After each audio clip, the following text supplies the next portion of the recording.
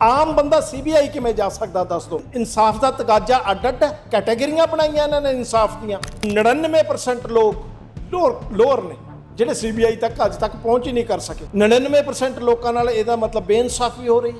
ਇੱਕ ਫੌਜੀ ਵੀਰ ਨੂੰ ਕੁੱਟਿਆ ਗਿਆ ਸੀ ਪਟਿਆਲੇ ਵਿਖੇ, ਹਜ਼ਾਰਾਂ ਸੈਂਕੜੇ ਲੋਕਾਂ ਨੂੰ ਪਿੰਡਾਂ 'ਚ ਸ਼ਹਿਰਾਂ 'ਚ ਕੁੱਟਿਆ ਜਾਂਦਾ। ਕਿਹੜਾ ਅੱਜ ਤੱਕ ਸੀਬੀਆਈ ਕੋਲੇ ਜਾ ਵੜਿਆ? ਐਸਐਸਪੀ ਕੋਲੇ ਨਹੀਂ ਜਾ ਸਕਿਆ ਕੋਈ, ਤੇ ਉਹ ਪਰਿਵਾਰ ਕੋਲੇ ਜੇ ਕੋਈ ਹੀਲਾ ਵਸੀਲਾ ਸੀ ਉਹਨੇ ਚਾਰਾਜੋਰੀ ਕਰਕੇ ਜਾਂਚ ਸੀਬੀਆਈ ਤੱਕ ਲੈ ਗਏ। ਕਦੇ ਤੁਸੀਂ ਦੇਖਿਆ ਪੁਲਿਸ ਨੇ ਕਦੇ ਵਿਦਰੋਹ ਕੀਤਾ ਹੋਵੇ? ਪੁਲਿਸ ਵੱਲੋਂ ਵੱਡਾ ਵਿਦਰੋਹ ਹੋਇਆ ਹੋਵੇ? ਅੱਜ ਤੱਕ ਨਹੀਂ ਨਾ ਹੋਇਆ। ਉਹ ਇੱਕ ਸਿਸਟਮ ਦਾ ਹਿੱਸਾ ਨੇ ਵੀ ਕਿਵੇਂ ਲੋਕਾਂ ਨੂੰ ਸਾਧ ਕੇ ਰੱਖਣਾ। ਹਿੰਦੁਸਤਾਨ ਦੀਆਂ ਪਾਰਟੀਆਂ ਨੇ, ਇਹਨਾਂ ਦਾ ਨੈਸ਼ਨਲ ਏਜੰਡਾ ਇੱਕ ਆ, ਉਸ ਏਜੰਡੇ ਤੋਂ ਇਹ ਕਦੇ ਬਾਹਰ ਨਹੀਂ ਹੁੰਦੇ। ਕੀ ਹੈ ਲੈਂਡ ਪੂਲਿੰਗ ਪਾਲਿਸੀ ਜਿਹੜੀ ਆ ਪੰਜਾਬ ਦੀ, ਜਿਹੜੀ ਚੜ੍ਹਦੀ ਕਲਾ ਗਈ, ਇੱਥੋਂ ਦੇ ਲੋਕਾਂ ਦੀ ਚੜ੍ਹਦੀ ਕਲਾ, ਉਸ ਦੇ ਖਿਲਾਫ ਪ੍ਰੋਕਸੀ ਵਾਰ ਹੈ। ਸੋ ਇਹ ਜਿਹੜੀ ਆਇਡੈਂਟੀਫਿਕੇਸ਼ਨ ਸਾਡੀ ਜ਼ਮੀਨ ਨਾਲ ਜੁੜੀ ਹੈ, ਜੱਟ ਕਿਸਾਨ ਜ਼ਮੀਨ ਨਾਲ ਜੁੜਿਆ, ਉਹ ਸਾਡੀ ਖਤਮ ਕਰਨਾ ਚਾਹੁੰਦੇ ਆ, ਸਾਡੀ ਚੜ੍ਹਦੀ ਕਲਾ ਨੂੰ ਖਤਮ ਕਰਨਾ ਚਾਹੁੰਦੇ ਆ। ਲੈਂਡ ਪੂਲਿੰਗ ਉਦੋਂ ਵੀ ਹੋਈ ਹੈ ਜਦੋਂ ਸਾਡਾ ਖੈਬਰ ਤੱਕ ਰਾਜ ਸੀ, ਜਦੋਂ ਤੱਕ ਸਾਡਾ ਲੇਹ ਲਦਾਖ ਤੱਕ ਰਾਜ ਸੀ, ਜਦੋਂ ਸਿੱਖ ਰਾਜ ਦੇ ਝੰਡੇ ਲਾਲ ਕਿਲੇ ਤੱਕ ਝੂਲਦੇ ਸੀ, ਉਦੋਂ ਵੀ ਲੈਂਡ ਪੂਲਿੰਗ ਇਹਨਾਂ ਸਰਕਾਰਾਂ ਨੇ ਵੱਖ-ਵੱਖ ਤਰੀਕਿਆਂ ਨਾਲ, ਬੇਈਮਾਨੀ ਨਾਲ, ਮੱਕਾਰੀ ਨਾਲ ਕੀਤੀ ਹੈ। ਸਾਡੇ ਕੋਲ ਬਚੇਗਾ ਕੀ? ਨਾ ਸਾਡੇ ਕੋਲ ਖੇਤੀ ਬਚੇਗੀ, ਨਾ ਡੈਰੀ ਫਾਰਮ, ਨਾ ਨਰੇਗਾ ਬਚੇਗਾ, ਨਾ ਸਾਡਾ ਆੜਤੀਆ ਵਰਗ ਬਚੇਗਾ। ਇਹਨਾਂ ਦਾ ਕਾਲ ਆ ਚੁੱਕਿਆ, ਤੇ ਕਾਲ ਇਹਨਾਂ ਦਾ ਮੈਨੂੰ ਨਹੀਂ ਪਤਾ ਵੀ ਕੋਈ ਯੋਧਾ ਉੱਠ ਕੇ ਬਿਆੰਤੇ ਬੁਚੜੇ ਵਾਂਗੂ ਕਰੂਗਾ ਇਹਦਾ ਕਾਲ। ਪੰਜਾਬ ਸਾਹਮਣੇ ਕਈ ਸੰਕਟ ਨੇ। ਨਵਾਂ ਸੰਕਟ ਲੈਂਡ ਪੂਲਿੰਗ ਦਾ ਹੈ। ਉਸ ਤੋਂ ਪਹਿਲਾਂ ਅਖਬਾਰਾਂ ਦੱਸਦੀਆਂ ਨੇ ਕਿ ਕੁਝ ਇਨਕਾਊਂਟਰ ਹੋਏ ਨੇ ਜਿਨ੍ਹਾਂ ਦੀ ਇਬਾਰਤ ਤਕਰੀਬਨ ਇੱਕੋ ਜਿਹੀ ਹੈ। ਉਸ ਤੋਂ ਪਿੱਛੇ ਚੱਲ ਜਾਈਏ ਅਸੀਂ, ਤਾਜ਼ੀਆਂ ਘਟਨਾਵਾਂ ਦੇ ਵਿੱਚ, ਪੁਰਾਣੀਆਂ ਘਟਨਾਵਾਂ ਵਿੱਚ ਤਾਜ਼ੇ ਸਬੂਤ ਦੇਖ ਰਹੇ ਹਨ ਕਿ ਸੀਬੀਆਈ ਵਰਗੀਆਂ ਅਦਾਲਤਾਂ ਹੁਣ ਸਜ਼ਾਵਾਂ ਦੇ ਰਹੀਆਂ ਨੇ ਉਹਨਾਂ ਲੋਕਾਂ ਨੂੰ ਜਿਹੜੇ ਕਦੋਂ ਦੇ ਰਿਟਾਇਰ ਹੋ ਚੁੱਕੇ ਨੇ, ਕੁਝ ਕੁ ਮੰਜੇ ਤੇ ਨੇ, ਉਹਨਾਂ ਨੂੰ ਸਜ਼ਾਵਾਂ ਹੋਈਆਂ ਨੇ। ਜਦੋਂ ਉਸ ਤੋਂ ਵੀ ਕੋਈ ਨਹੀਂ ਸਿੱਖਦਾ ਤਾਂ ਉਸ ਨੂੰ ਫਿਰ ਧਰਨਿਆਂ ਦੀ ਜ਼ੁਬਾਨ ਦੇ ਨਾਲ ਸਿਖਾਉਣ ਦੀ ਕੋਸ਼ਿਸ਼ ਕੀਤੀ ਜਾਂਦੀ ਹੈ। ਸੰਗਰੂਰ ਆਮ ਆਦਮੀ ਪਾਰਟੀ ਦਾ ਗੜ੍ਹ ਮੰਨਿਆ ਜਾਂਦਾ ਹੈ। ਅੱਜ ਉੱਥੇ ਵੱਡਾ ਇਕੱਠ ਹੋਇਆ ਹੈ ਪੁਲਸੀਆ ਜ਼ਬਰ ਦੇ ਖਿਲਾਫ। ਜ਼ਮੀਨ ਪ੍ਰਾਪਤੀ ਸੰਘਰਸ਼ ਕਮੇਟੀ ਵੀ ਇਸ ਦੇ ਵਿੱਚ ਹੈ। ਵੱਖ-ਵੱਖ ਗੱਲਾਂ ਨੇ, ਉਹ ਸਾਰੀਆਂ ਕਰਾਂਗੇ। ਮੇਰੇ ਨਾਲ ਸੈਣੇ ਦੇ ਸਾਬਕਾ ਸਰਪੰਚ ਬਾਈ ਹੁਣੀ ਮੌਜੂਦ ਨੇ, ਉਹਨਾਂ ਦਾ ਸਵਾਗਤ ਕਰਦੇ ਹਾਂ। ਬਹੁਤ-ਬਹੁਤ ਸਵਾਗਤ ਹੈ ਬਾਈ, ਸਮਾਂ ਦੇਣ ਲਈ। ਧੰਨਵਾਦ ਵੀਰੇ, ਤੁਸੀਂ ਸਾਡੇ ਵਿਚਾਰ ਲੈਣ ਆਏ। ਤੁਹਾਡੇ ਸਰੋਤਿਆਂ ਦਾ ਬਹੁਤ ਅਦਬ ਤੇ ਸਤਿਕਾਰ ਮੇਰੇ ਵੱਲੋਂ। ਧੰਨਵਾਦ ਭਾਈ। ਮੈਂ ਜਿਵੇਂ ਗੱਲ ਕੀਤੀ ਆ, ਸਭ ਤੋਂ ਪਹਿਲਾਂ ਆਪਾਂ ਪੁਲਸੀਆ ਜ਼ਬਰ ਦੀ ਗੱਲ ਕਰ ਲੈਂਦੇ ਆ। ਜਦੋਂ ਆਪਾਂ ਕਹਿੰਦੇ ਆ ਕਿ ਅਸੀਂ ਹੁਣ ਉਹ ਘਟਨਾਵਾਂ ਦੇਖ ਰਹੇ ਆ ਜਿਨ੍ਹਾਂ 'ਚ ਸੀਬੀਆਈ ਹੁਣ ਸਜ਼ਾਵਾਂ ਸੁਣਾ ਰਹੀ ਆ ਉਦੋਂ ਦੇ ਰਿਟਾਇਰ ਹੋਇਆਂ ਨੂੰ, ਜਿਨ੍ਹਾਂ ਨੇ ਬਿਆੰਤੇ ਦੇ ਟਾਈਮ ਦੇ ਵਿੱਚ ਉਹ ਕੁਝ ਕੀਤਾ ਜਿਹੜਾ ਕਹਿ ਲਈਏ ਆਪ ਹੁਦਰੀਆਂ ਕੀਤੀਆਂ ਉਹਨਾਂ ਨੇ, ਉਹ ਘਟਨਾਵਾਂ ਨੂੰ ਦੇਖ ਕੇ ਵੀ ਪੰਜਾਬ ਪੁਲਿਸ ਜਾਂ ਪੰਜਾਬ ਸਰਕਾਰ ਇਹ ਨਹੀਂ ਸਿੱਖ ਰਹੀ ਕਿ ਕਿਤੇ ਨਾ ਕਿਤੇ ਭੁਗਤਣੀਆਂ ਪੈਣਗੀਆਂ। ਅੱਜ ਲੋਕ ਇਕੱਠੇ ਹੋਏ ਨੇ, ਨੋ ਡਾਊਟ ਇਕੱਠੇ ਹੋਣਾ ਬਣਦਾ, ਪਰ ਕੀ ਲੱਗਦਾ ਆਪਣੇ ਪੱਧਰ ਤੇ ਕੋਈ ਸਿੱਖਣ ਦੀ ਜਾਂਚ ਨਹੀਂ ਹੈ? ਕਿਉਂਕਿ ਆਈਪੀਐਸ ਆਮ ਵਿਅਕਤੀ ਨਹੀਂ ਬਣਦਾ, ਬਹੁਤ ਮਿਹਨਤ ਕਰਨੀ ਪੈਂਦੀ ਹੈ, ਤੇ ਇੰਨੀ ਵੀ ਸੋਝੀ ਨਹੀਂ ਡਿਵੈਲਪ ਹੁੰਦੀ ਹੋਊਗੀ।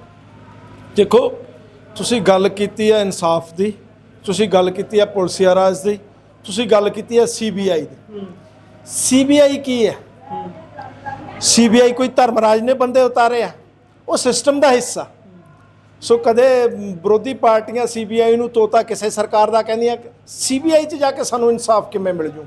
ਆਮ ਬੰਦਾ ਸੀਬੀਆਈ ਕਿਵੇਂ ਜਾ ਸਕਦਾ ਦੱਸ ਦੋ? ਹਰ ਕੋਈ ਨਹੀਂ ਜਾ ਸਕਦਾ, ਹਰ ਕੋਈ ਜਾ ਨਹੀਂ ਸਕਦਾ। ਇਸ ਮਤਲਬ ਇਨਸਾਫ ਦਾ ਤਗਾਜ਼ਾ ਅੱਡ-ਅੱਡ ਹੈ, ਕੈਟਾਗਰੀਆਂ ਬਣਾਈਆਂ ਇਹਨਾਂ ਨੇ ਇਨਸਾਫ ਦੀਆਂ ਵੀ ਸਾਨੂੰ ਲੋਅਰ ਤੋਂ ਮਿਲਿਆ ਨਹੀਂ ਇਨਸਾਫ, ਸੀਬੀਆਈ ਇਨਸਾਫ ਦੇ ਦੂ।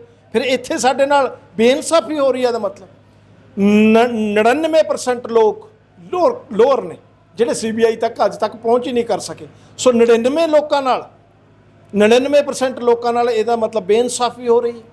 ਆ ਪਿੱਛੇ ਜੇ ਮੈਂ ਵੀ ਸੰਘਰਸ਼ ਲੜਿਆ, ਇੱਕ ਫੌਜੀ ਵੀਰ ਨੂੰ ਕੁੱਟਿਆ ਗਿਆ ਸੀ ਪਟਿਆਲੇ ਵਿਖੇ, ਤੇ ਜਿਸ ਤਰ੍ਹਾਂ ਫੌਜੀ ਵੀਰ ਨੂੰ ਕੁੱਟਿਆ ਗਿਆ, ਹਜ਼ਾਰਾਂ ਸੈਂਕੜੇ ਲੋਕਾਂ ਨੂੰ ਪਿੰਡਾਂ 'ਚ ਸ਼ਹਿਰਾਂ 'ਚ ਕੁੱਟਿਆ ਜਾਂਦਾ ਪੁਲਿਸ ਦੁਆਰਾ। ਕਿਹੜਾ ਅੱਜ ਤੱਕ ਸੀਬੀਆਈ ਕੋਲੇ ਜਾ ਵੜਿਆ? ਐਸਐਸਪੀ ਕੋਲੇ ਨਹੀਂ ਜਾ ਸਕਿਆ ਕੋਈ, ਤੇ ਉਹ ਪਰਿਵਾਰ ਕੋਲੇ ਜੇ ਕੋਈ ਹੀਲਾ ਵਸੀਲਾ ਸੀ ਉਹਨੇ ਚਾਰਾਜੋਰੀ ਕਰਕੇ ਜਾਂਚ ਸੀਬੀਆਈ ਤੱਕ ਲੈ ਗਏ। ਇਹਦਾ ਮਤਲਬ ਆਮ ਬੰਦੇ ਨਾਲ ਫਿਰ ਬੇਇਨਸਾਫੀ ਹੋ ਰਹੀ ਆ। ਜਿਹੜਾ ਸੰਵਿਧਾਨ ਹੈ ਭਾਰਤ ਦਾ, ਜਿਹਨੂੰ ਬਾਬਾ ਸਾਹਿਬ ਭੀਮ ਰਾਓ ਅੰਬੇਦਕਰ ਦਾ ਬਾਬਾ ਸਾਹਿਬ ਕਹਿੰਦੇ ਆ ਜੀ ਫਕਰ ਨਾਲ, ਪਰ ਉਹ ਚੀਜ਼ਾਂ ਇੰਪਲੀਮੈਂਟ ਹੀ ਨਹੀਂ ਹੋਈਆਂ। ਫਿਰ ਇਨਸਾਫ ਕਿੱਥੇ? ਇਹ ਦੇਖੋ, ਅੱਜ ਜੇ ਕੋਈ ਇੱਥੇ ਆ ਕੇ ਕੋਈ ਸਮਾਨ ਚੁੱਕ ਕੇ ਲੈ ਜੇ, ਐਂ ਨਹੀਂ ਪਤਾ ਅਸੀਂ ਉਹਦੇ ਗੋਲੀ ਮਾਰਦੀ, ਐ ਨਹੀਂ ਪਤਾ ਉਸ ਨੂੰ ਕੁੱਟ ਮਾਰਦੀ ਹੈ, ਚਾਹੇ ਰੋਟੀ ਚੱਕ ਕੇ ਲੈ ਜਾਏ। ਚੋਰ ਲੁਟੇਰਾ ਕਹਾਂਗੇ ਜਿਹੜਾ ਸਾਡੇ ਅੱਖਾਂ ਦੇ ਪਿੱਛੇ ਇਹ ਸਰਮਾਏਦਾਰ ਘਰਾਣੇ, ਇਹ ਅੰਬਾਨੀਆਂ ਨੇ ਜਿਹੜੇ ਐਡੇ ਐਡੀਆਂ ਪ੍ਰਾਪਰਟੀਆਂ ਅਰਬਾਂ ਖਰਬਾਂ ਬਣਾਈਆਂ। ਤੁਸੀਂ ਦੱਸੋ, ਇੱਕ ਮਜ਼ਦੂਰ ਮਜ਼ਦੂਰੀ ਕਰਦਾ 500 ਰੁਪਇਆ ਘਰੇ ਲੈ ਕੇ ਆਉਂਦਾ, ਫਿਰ ਉਹਨਾਂ ਨੇ ਕਿਹੜੀਆਂ ਮਜ਼ਦੂਰੀਆਂ ਕਰ ਲਈਆਂ, ਅਰਬਾਂ ਖਰਬਾਂ ਦਾ ਧਨ ਇਕੱਠਾ ਕਰ ਲਿਆ। ਉਹ ਇੱਕ ਲੁੱਟ ਹੈ ਜਿਹੜੀ ਆਪਾਂ ਨੂੰ ਦਿਖਦੀ ਨਹੀਂ, ਸਭ ਤੋਂ ਵੱਡੀ ਲੁੱਟ ਹੈ। ਸੋ ਲੁੱਟ ਨਾਲ ਸਰਕਾਰਾਂ ਵੀ ਹੋ ਜਾਂਦੀਆਂ ਨੇ ਨਾ, ਹਰੇਕ ਚੀਜ਼ ਦਾ ਰਹਿਤ ਹੈ, ਹਰੇਕ ਜੇਕਰ ਕੋਈ ਪਾਲਿਸੀ ਬਣਨੀ ਹੈ ਉਹ ਲੋਕਾਂ 'ਚ ਪਤਾ ਨਹੀਂ ਸਾਲ ਨੂੰ ਪਹੁੰਚੇ, ਪਰ ਉਹਨਾਂ ਦੇ ਟੇਬਲ ਤੇ ਪਹਿਲਾਂ ਹੁੰਦੀ ਹੈ, ਕਿਉਂਕਿ ਪਾਸ ਉਹਨਾਂ ਨੇ ਕਰਨੀ, ਉਹਨਾਂ ਨੇ ਦੱਸਣਾ ਵੀ ਭਾਈ ਆਪਾਂ ਐ ਨਵੇੜਾ ਇਹਦੇ 'ਚ ਕਰਨਾ, ਸਾਡੇ ਲਈ ਆਹ ਕੁਝ ਰੱਖ ਲਓ, ਲੋਕਾਂ ਲਈ ਆਹ ਕੁਝ ਰੱਖ ਲਓ। ਦੇਖੋ, ਇਹ ਜਿਹੜਾ ਸਾਰਾ ਤੰਤਰ ਹੈ, ਪੋਲੀਟੀਕਲ ਕਲਾਸ ਹੈ, ਅਫਸਰਸ਼ਾਹੀ ਹੈ, ਜਾਂ ਇਹ ਸਿਸਟਮ ਇਹਨਾਂ ਦੀ ਪੁਸਤ ਪਨਾਹੀ ਕਰਨ ਵਾਸਤੇ ਹੈ। ਇਹਨਾਂ ਨੇ ਜਿਹੜੀਆਂ ਪ੍ਰਾਪਰਟੀਆਂ ਬਣਾਈਆਂ, ਇਹਨਾਂ ਨੇ ਜਿਹੜਾ ਸਿਸਟਮ ਕੀਤਾ, ਉਹਨੂੰ ਕਿਵੇਂ ਪ੍ਰੋਟੈਕਟ ਕੀਤਾ ਜਾਵੇ, ਹੁਣ ਤੱਕ ਇਹੀ ਕਰ ਰਿਹਾ। ਪੁਲਿਸ ਪੁਰਾਣੇ ਸਮੇਂ 'ਚ ਸੈਨਿਕ ਕਹਿੰਦੇ ਸੀ, ਦਰਬਾਰ 'ਚ ਹੁੰਦੇ ਸੀ ਰਾਜੇ ਮਹਾਰਾਜਾਂ ਦੇ। ਕਦੇ ਤੁਸੀਂ ਦੇਖਿਆ ਪੁਲਿਸ ਨੇ ਕਦੇ ਵਿਦਰੋਹ ਕੀਤਾ ਹੋਵੇ, ਪੁਲਿਸ ਵੱਲੋਂ ਵੱਡਾ ਵਿਦਰੋਹ ਹੋਇਆ ਹੋਵੇ? ਅੱਜ ਤੱਕ ਨਹੀਂ ਨਾ ਹੋਇਆ। ਉਹ ਇੱਕ ਸਿਸਟਮ ਦਾ ਹਿੱਸਾ ਨੇ ਵੀ ਕਿਵੇਂ ਲੋਕਾਂ ਨੂੰ ਸਾਧ ਕੇ ਰੱਖਣਾ, ਕਿਵੇਂ ਆਪਾਂ ਜਿਹੜੀ ਆਪਸ ਦੀ ਵੰਡ ਕੇ ਖਾਣਾ। ਕਲਾਸ ਨੇ ਜਿਹੜੀ ਇਹ ਸੋ ਕਾਲ ਪੋਲੀਟੀਕਲ ਕਲਾਸ ਹੈ, ਇਹ ਪੁਲਿਸ ਸਾਨੂੰ ਇਨਸਾਫ ਨਹੀਂ ਦੇ ਰਹੀ। ਜੇ ਛੋਟੀ ਮੋਟੀਆਂ ਗੱਲਾਂ ਨੂੰ ਕਹਿ ਦਈਏ, ਸ਼ਾਇਦ ਕਿਸੇ ਪੁਲਿਸ ਵਾਲੇ ਨੂੰ ਗੁੱਸਾ ਲੱਗੇ ਇਸ ਗੱਲ ਦਾ, ਪਰ ਸੱਚਾਈ ਹੈ, ਪੁਲਿਸ ਇਨਸਾਫ ਕਦੋਂ ਦਿੰਦੀ ਹੈ?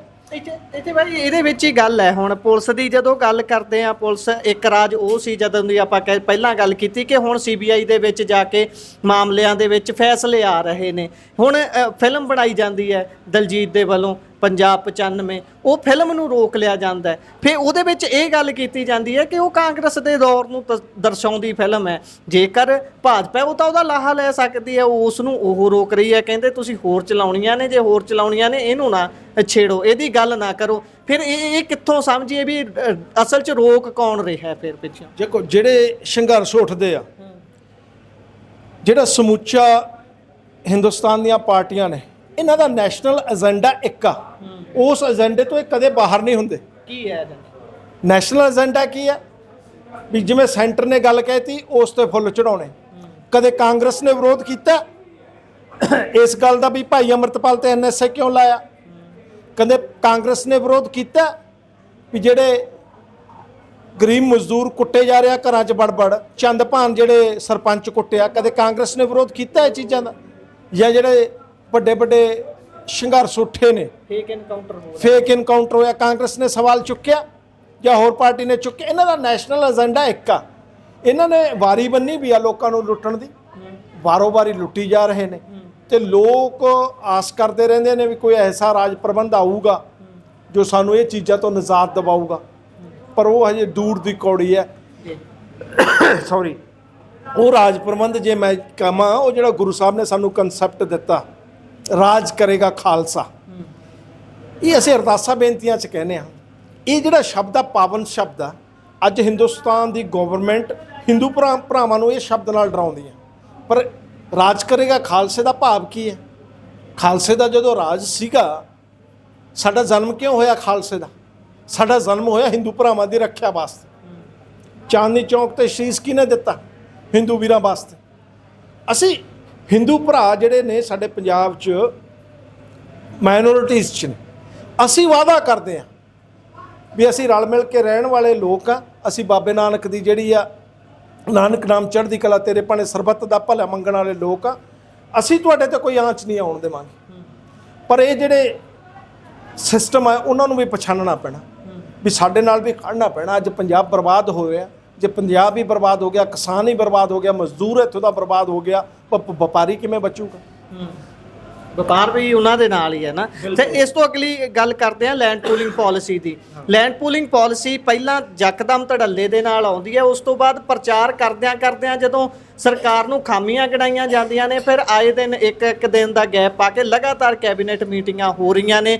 ਆਏ ਦਿਨ ਕੁਝ ਨਵਾਂ ਸੁਝਾਅ ਦੇ ਦਿੰਦੇ ਨੇ ਕਿ ਆਪਾਂ ਇਹਦੇ ਵਿੱਚ ਆਹ ਕਰਨ ਜਾ ਰਹੇ ਹਾਂ। ਲੋਕਾਂ ਨੂੰ ਕਿਸੇ ਵੀ ਤਰੀਕੇ ਲੁਭਾਉਣ ਦੀਆਂ ਕੋਸ਼ਿਸ਼ਾਂ ਹੋ ਰਹੀਆਂ ਨੇ, ਇੱਥੋਂ ਤੱਕ ਕਿ ਕੁਝ ਪਿੰਡਾਂ ਦੇ ਵਿੱਚ ਲੋਕਾਂ ਨੇ ਬੰਦੇ ਵੀ ਫੜੇ ਨੇ ਜਿਹੜੇ ਰਾਤ ਦੇ ਵੇਲੇ ਸਾਈਨ ਕਰਾਉਂਦੇ ਫਿਰ ਰਹੇ ਸੀ, ਪ੍ਰਚਾਰ ਕਰ ਰਹੇ ਸੀ, ਪੈਂਫਲੇਟ ਵੰਡ ਰਹੇ ਸੀ।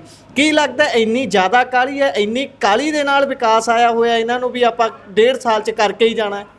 ਲੈਂਡ ਪੂਲਿੰਗ ਪਾਲਿਸੀ ਜਿਹੜੀ ਆ ਪੰਜਾਬ ਦੀ ਜਿਹੜੀ ਚੜ੍ਹਦੀ ਕਲਾ ਗਈ, ਇੱਥੋਂ ਦੇ ਲੋਕਾਂ ਦੀ ਚੜ੍ਹਦੀ ਕਲਾ, ਉਸ ਦੇ ਖਿਲਾਫ ਪ੍ਰੋਕਸੀ ਵਾਰ ਹੈ, ਉਸ ਦੇ ਖਿਲਾਫ ਲੜਾਈ ਹੈ। ਇਸ ਮਾਂ ਧਰਤੀ ਦੇ ਸਿਰ ਤੇ ਪੰਜਾਬ ਦੇ ਲੋਕ ਉੱਠੇ, ਵੱਡੇ ਸਮਿਰਥ ਹੋਏ, ਮਿਲਟਰੀ 'ਚ ਗਏ, ਵੱਡੀਆਂ ਵੱਡੀਆਂ ਨੌਕਰੀਆਂ ਗਏ, ਵੱਡੇ ਵੱਡੇ ਵਿਦੇਸ਼ਾਂ 'ਚ ਗਏ, ਵੱਡੇ ਵੱਡੇ ਕਾਰੋਬਾਰ ਖੜੇ ਕਹੇ। ਸੋ ਇਹ ਜਿਹੜੀ ਆਇਡੈਂਟੀਫਿਕੇਸ਼ਨ ਸਾਡੀ ਜ਼ਮੀਨ ਨਾਲ ਜੁੜੀ ਹੈ, ਜੱਟ ਕਿਸਾਨ ਜ਼ਮੀਨ ਨਾਲ ਜੁੜਿਆ, ਉਹ ਸਾਡੀ ਖਤਮ ਕਰਨਾ ਚਾਹੁੰਦੇ ਆ, ਸਾਡੀ ਚੜ੍ਹਦੀ ਕਲਾ ਨੂੰ ਖਤਮ ਕਰਨਾ ਚਾਹੁੰਦੇ ਆ। ਵੀ ਹੁਣ ਠੀਕ ਹੈ, ਇੱਕ ਮਾਂ ਦੇ 4 ਪੁੱਤ ਨੇ, ਇੱਕ ਵੱਡਾ ਇੱਕ ਵੱਡਾ ਅਫਸਰ ਬਣ ਜਾਂਦਾ, 2-3 ਨਲਾਇਕ ਰਹਿ ਜਾਂਦੇ। ਜੇ ਅਸੀਂ ਸਾਡੇ ਬਜ਼ੁਰਗਾਂ ਨੇ ਮਿਹਨਤ ਕਰਕੇ ਹਿੰਦੁਸਤਾਨ ਨੂੰ ਆਜ਼ਾਦ ਕਰਾ ਕੇ ਆਪਣੀਆਂ ਜ਼ਮੀਨਾਂ ਦੇ ਸਿਰ ਤੇ ਹਰਤ ਕ੍ਰਾਂਤੀ ਇੰਡੀਆ 'ਚ ਲਾ ਕੇ ਇੰਡੀਆ ਦਾ ਸਮੁੱਚਾ ਦਾ ਢਿੱਡ ਭਰਿਆ, ਅਸੀਂ ਮੂਹਰਲੀ ਕਤਾਰ 'ਚ ਖੜੇ ਹੋ ਗਏ ਇੰਡੀਆ 'ਚ, ਤਾਂ ਇਹ ਸਾਡੀ ਚੜ੍ਹਦੀ ਕਲਾ ਨੂੰ ਇਹ ਢਾਹ ਲਾਉਣਾ ਚਾਹੁੰਦੇ ਆ। ਬਸ ਲੈਂਡ ਪੁਲਿੰਗ ਪਾਲਿਸੀ ਇਹੀ ਹੈ, ਇਹ ਅੱਜ ਦੀ ਨਹੀਂ, ਸਦੀਆਂ ਤੋਂ ਹੁੰਦੀ ਆਈ ਹੈ। ਲੈਂਡ ਪੁਲਿੰਗ ਉਦੋਂ ਵੀ ਹੋਈ ਹੈ ਜਦੋਂ ਸਾਡਾ ਖੈਬਰ ਤੱਕ ਰਾਜ ਸੀ, ਜਦੋਂ ਸਾਡਾ ਲੇਹ ਲਦਾਖ ਤੱਕ ਰਾਜ ਸੀ, ਜਦੋਂ ਸਿੱਖ ਰਾਜ ਦੇ ਝੰਡੇ ਲਾਲ ਕਿਲੇ ਤੱਕ ਝੂਲਦੇ ਸੀ, ਉਦੋਂ ਵੀ ਲੈਂਡ ਪੁਲਿੰਗ ਇਹਨਾਂ ਸਰਕਾਰਾਂ ਨੇ ਵੱਖ-ਵੱਖ ਤਰੀਕਿਆਂ ਨਾਲ, ਬੇਈਮਾਨੀ ਨਾਲ, ਮੱਕਾਰੀ ਨਾਲ ਕੀਤੀ ਹੈ। ਇਹ ਸਾਡੀ ਜਿਹੜੀ ਆਇਡੈਂਟੀਫਿਕੇਸ਼ਨ ਆ ਉਸ ਨੂੰ ਖਤਮ ਕਰਨੀਆਂ ਸਰਕਾਰ ਚਾਹੁੰਦੀਆਂ, ਪਰ ਅਸੀਂ ਇਸ ਤੋਂ ਵੀ ਚੜ੍ਹਦੀ ਕਲਾ ਨਾਲ ਉੱਪਰ ਉਠਾਂਗੇ। ਜਿੱਦਾਂ ਤੁਸੀਂ ਗੱਲ ਕੀਤੀ ਹੈ ਕਿ ਕਿੱਥੇ ਤੱਕ ਸਾਡਾ ਰਾਜ ਸੀ, ਕੋਈ ਕਿਸੇ ਸਮੇਂ ਦੇਸ਼ ਸੀ, ਦੇਸ਼ ਤੋਂ ਸੂਬਾ ਰਹਿ ਗਿਆ, ਹੁਣ ਸੂਬੇ ਦੇ ਵਿੱਚ ਵੀ ਕੱਟ ਲੱਗੀ ਜਾਂਦੇ ਨੇ, ਇੱਧਰੋਂ ਉੱਧਰੋਂ 50 ਕਿਲੋਮੀਟਰ ਤੱਕ BSF ਲੈ ਗਈ। ਉਸ ਤੋਂ ਬਾਅਦ ਭਾਰਤਮਾਲਾ ਪ੍ਰੋਜੈਕਟ ਆ ਗਿਆ, ਭਾਰਤਮਾਲਾ ਪ੍ਰੋਜੈਕਟ ਦੇ ਨਾਲ ਕਹਿੰਦੇ ਟ੍ਰੇਨ ਵੀ ਪਟੜੀ ਕੱਢਣੀ ਹੈ, ਉਹਦੇ ਲਈ ਵੀ ਜ਼ਮੀਨ ਚਾਹੀਦੀ ਹੈ। ਹੁਣ ਲੈਂਡ ਪੂਲਿੰਗ ਆ ਗਈ, ਐਂ ਲੱਗਦਾ ਵੀ ਪੰਜਾਬ ਦੇ ਵਿੱਚ ਵਾਹੀਯੋਗ ਜ਼ਮੀਨ ਰਹਿਣੀ ਨਹੀਂ। ਇਸ ਤੋਂ ਬਾਅਦ ਫਿਰ ਆਪਾਂ ਡੱਬੇ ਚੱਕ ਕੇ ਕਿਤੇ ਨਾ ਕਿਤੇ ਕੰਮਾਂ ਤੇ ਜਾਵਾਂਗੇ ਸਾਰੇ। ਦੇਖੋ, ਮੈਂ ਤਾਂ ਸ਼ੁਰੂ ਤੋਂ ਕਹਿ ਰਿਹਾ, ਜੇ ਲੈਂਡ ਪੂਲਿੰਗ ਹੋ ਗਈ, ਜਿਹੜੀ ਸਾਡੇ ਕੋਲ ਕੁਝ ਬਚੀ ਹੈ, ਲੈਂਡ ਪੂਲਿੰਗ ਨਹੀਂ, ਬਾਕੀ ਸਾਰੀਆਂ ਸਕੀਮਾਂ ਵੀ ਨਾਲ ਹੀ। ਹਾਂ, ਸਾਡੇ ਕੋਲ ਬਚੇਗਾ ਕੀ? ਨਾ ਸਾਡੇ ਕੋਲ ਖੇਤੀ ਬਚੇਗੀ, ਨਾ ਡੈਰੀ ਫਾਰਮ, ਨਾ ਨਰੇਗਾ ਬਚੇਗਾ, ਨਾ ਸਾਡਾ ਆੜਤੀਆ ਵਰਗ ਬਚੇਗਾ। ਸਹੀ ਪਤਾ ਨਹੀਂ, ਉਹ ਗੀਤਾ 'ਚ ਕਿਹਾ ਨਾ, ਵਿਨਾਸ਼ ਕਾਲੇ ਵਿਪਰੀਤ ਬੁੱਧੀ। ਇਹਨਾਂ ਦਾ ਕਾਲ ਆ ਚੁੱਕਿਆ, ਤੇ ਕਾਲ ਇਹਨਾਂ ਦਾ ਮੈਨੂੰ ਨਹੀਂ ਪਤਾ ਵੀ ਕੋਈ ਯੋਧਾ ਉੱਠ ਕੇ ਬਿਆਨ ਤੇ ਬੁਚੜੇ ਵਾਂਗੂ ਕਰੂਗਾ। ਇਹਦਾ ਕਾਲ ਆ ਚੁੱਕਿਆ, ਬਸ ਮੈਂ ਹੋਰ ਕੀ ਕਹਾਂ। ਅੱਛਾ, ਇਹਨੂੰ ਹੋਰ ਚੀਜ਼ ਕਿਹਾ ਜਾ ਰਿਹਾ ਕਿ 2027 ਚ ਲੜਨ ਦੇ ਲਈ ਫੰਡ ਇਕੱਠਾ ਕਰਨ ਦਾ ਇੱਕ ਤਰੀਕਾ ਹੈ। ਤੁਸੀਂ ਇਸ ਤੇ ਕੀ ਟਿੱਪਣੀ ਕਰੋਗੇ, ਇਹ ਜਿਹੜਾ ਇਲਜ਼ਾਮ ਲੱਗ ਰਿਹਾ ਹੈ? ਜੋ ਪੈਸਾ ਵੱਡੀ ਪਾਵਰ ਹੈ। ਅੱਜ ਇਹ ਲੋਟੂ ਟੋਲਾ ਨਲਾਇਕ ਲੋਕ ਪਛਾਣ ਚੁੱਕੇ ਆ ਵੀ ਪੈਸੇ ਦੇ ਸਿਰ ਤੇ ਅਸੀਂ ਇਹ ਲੋਕਾਂ ਨੂੰ ਖਰੀਦ ਸਕਦੇ ਹਾਂ।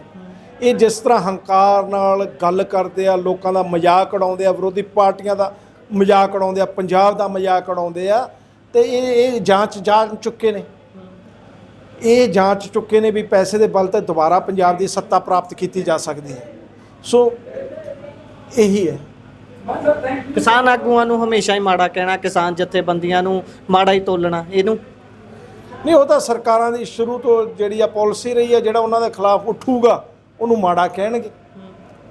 ਉਹ ਤਾਂ ਮਾੜਾ ਨਾ ਕੀਤੀ ਜਾਵੇ, ਕੋਈ ਵੀ ਖਿਲਾਫ ਨਾ ਬੋਲੇ ਇਦਾਂ ਇਹਨਾਂ ਦੇ ਜੇ ਅਸੀਂ ਖਿਲਾਫ ਹੀ ਨਾ ਬੋਲੀਏ, ਫਿਰ ਅਸੀਂ ਪੰਜਾਬੀ ਕਾਹਦੇ? ਨਹੀਂ, ਉਹ ਇਹ ਮੰਨਦੇ ਨੇ ਕਿ ਨਾ ਬੋਲਣ ਫੇਰ ਹੀ ਸਹੀ ਹੈ। ਇਹਨਾਂ ਨੂੰ ਤਾਂ ਮੈਂ ਕਿਹਾ ਨਾ ਵੀ ਸੋ-ਕਾਲ ਜਿਹੜਾ ਰਾਜ ਪ੍ਰਬੰਧ ਆ, ਇਹ ਸੰਵਿਧਾਨ ਆ, ਉਹ ਇਹਨਾਂ ਨੂੰ ਪ੍ਰੋਟੈਕਟ ਕਰ ਰਿਹਾ। ਨਹੀਂ, ਇਹਨਾਂ ਦੀ ਵੋਟੀ ਕਰਨ ਨੂੰ ਲੋਕ ਤਿਆਰ ਨੇ, ਬੜੇ ਔਖੇ ਨੇ ਇਹਨਾਂ ਤੋਂ ਲੋਕ।